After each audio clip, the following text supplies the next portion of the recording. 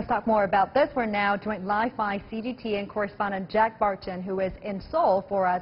Thank you for joining us, Jack. What is the South Korean government saying about the military drills, first of all? Well, I'm actually up in Paju, about 6 kilometers from the DMZ, so not too far from where those talks were held.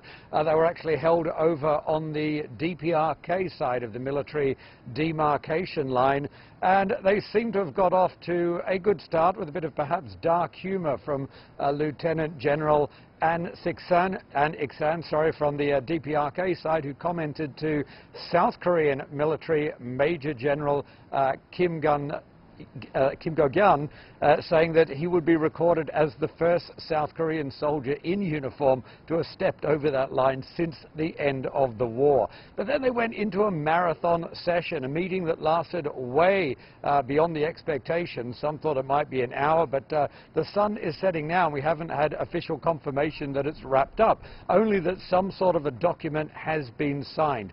So we're still waiting to get the agreements that have been made.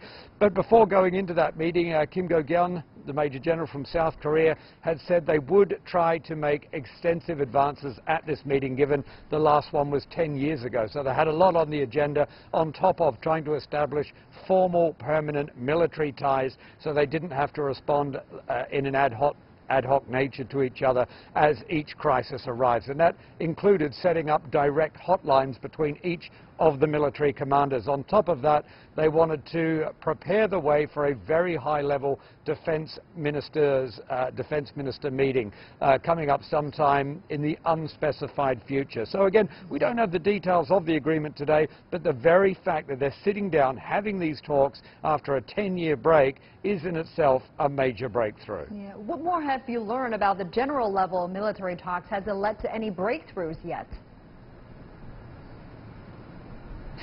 No, that's what I was just talking about there, the general level military talks up at the DMZ. No, as far as we know, no big breakthroughs yet. We're still waiting to hear about that document, to hear what's in it.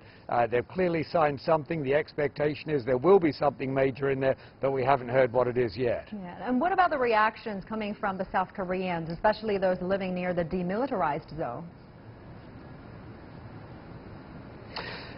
You know, we had elections right across South Korea yesterday. There were sort of general elections to elect mayors and governors, and also by-elections for the National Assembly.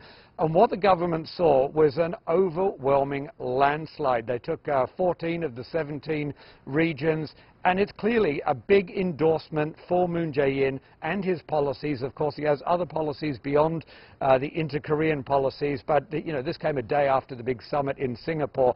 Clearly, these are tied in, so it's a ringing endorsement. I've also been up at the DMZ throughout the week, speaking to people, and there seems to be a general atmosphere of cautious optimism. We can listen now to just a few of the people I spoke to up there at the demilitarized zone. We do not expect too much to change after one or two meetings between the two Koreas.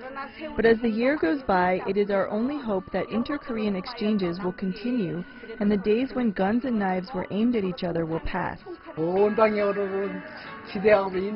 There is a good indication that there are expectations of a favorable direction, but there have been many lies in the past. We older, more conservative people, we have hope, but not high expectations. Again, that sounds like fairly conservative optimism. That was the mood of most people I spoke to.